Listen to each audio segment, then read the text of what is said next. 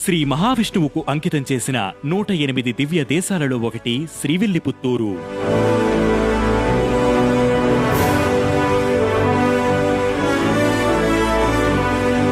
ఇక్కడున్న ఆలయంలో శ్రీ మహావిష్ణువు వటపత్రసాయిగా, ధర్మపత్ని లక్ష్మీదేవి ఆండాళ్గా దర్శనమిస్తారు.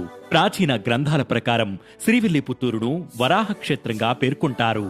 చంపక అనే అడవిలో భృగు, మార్కండేయ ఋషులు తపస్సు చేస్తుండగా కాలనేరై అనే రాక్షసుడు వారిని ఇబ్బంది పెట్టాడు. ఆ రాక్షసుడి నుంచి తమకు విముక్తి కలిగించాలని విష్ణుమూర్తిని ప్రార్థించగా వారి భక్తికి మెచ్చిన స్వామివారు మర్రి చెట్టుపై ప్రత్యక్షమై రాక్షస సంహారం చేస్తారు. నాటి నుంచి ఈ ప్రాంతాన్ని వడమేశ్వరపురంగా పిలుస్తారు. ఆలయంలో నైరుతి దిశలో ఆండాళ్ ఆలయం ఉండగా, ఈశాన్యంలో వటపత్రసాయి ఆలయంలో శ్రీ మహావిష్ణువు వాలుగా ఉన్న భంగిమలో శ్రీదేవి, భూదేవి సమేతంగా దర్శనమిస్తారు. స్వామివారి శిరస్సు వద్ద భృగు మహర్షి, పాదాల వద్ద మార్కండేయ మహర్షి కనిపిస్తారు. స్థల పురాణం ప్రకారం ఈ ఆలయంలో భట్టనాథుడు అనే అర్చకుడు నిత్యం కృష్ణుడికి పూలమాలలు సమర్పిస్తూ పూజించేవాడు. ఆయన చిత్తం విష్ణుమూర్తి మీదే ఉండేది కాబట్టి ఆయనను విష్ణుచిత్తుడు అని పిలిచేవారు. విష్ణుచిత్తుడు ఒకసారి తులసి మొక్కల కోసం పాదాలు తీస్తుండగా ఒక పాప కనిపించింది.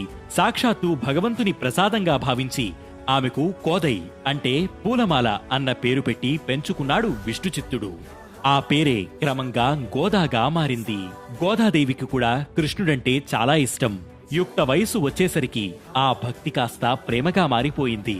తన తండ్రి రోజు భగవంతుని కోసం రూపొందించే మాలలను ముందు తానే ధరించి తనలో ఆ కృష్ణుణ్ణి చూసుకుని మురిసిపోయేది. ఈ దృశ్యం ఒకరోజు విష్ణుచిత్తుని కంటపడింది. తన కూతురు చేసిన పని వల్ల అపచారం జరిగిందని బాధపడ్డాడు. కాని ఆ రోజు కృష్ణుడు విష్ణుచిత్తుడి కలలో కనిపించి గోదాదేవి సాక్షాత్తు భూదేవి అవతారమేనని, ఆమె వేసుకున్న మాలలను ధరించడం వల్ల తనకు అపచారం కాదు కదా, ఆనందం కలుగుతుందని తెలియజేశాడు. ఇలాంటి సంఘటనలన్నీ గోదా మనసులో కృష్ణ ప్రేమను మరింతగా పెంచాయి.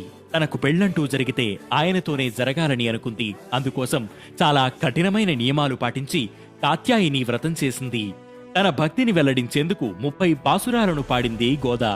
అవే ధనుర్మాసంలో ప్రతి వైష్ణవ భక్తుని ఇంట్లో వినిపించే తిరుప్పావై. ఒకనాడు కృష్ణుడు విష్ణుచిత్తునికి కనిపించి గోదాదేవిని శ్రీరంగానికి తీసుకురమ్మని, అక్కడ రంగనాథుడిగా వెలిసిన తాను గోదాదేవిని వివాహం చేసుకుంటానని చెప్పాడు. పెళ్లి కూతురుగా గర్భగుడిలోకి ప్రవేశించిన గోదాదేవి అందరూ చూస్తుండగా ఆ రంగనాథునిలో ఐక్యమైపోయింది. శ్రీవిల్లిపుత్తూరులో భట్టనాథునికి గోదాదేవి లభించిన తులసి వనంలో ఆలయాన్ని నిర్మించారు. ఆ ఆలయంలో అమ్మవారి చేతిలో ఒక చిలక ఉంటుంది. ఆ చిలకను కూరగాయలతో తయారు చేస్తారు.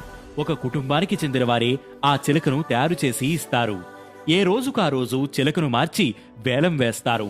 వేలంలో ఆ చిలకను దక్కించుకుని ఇంట్లో పెట్టుకోవడం అదృష్టంగా భావిస్తారు.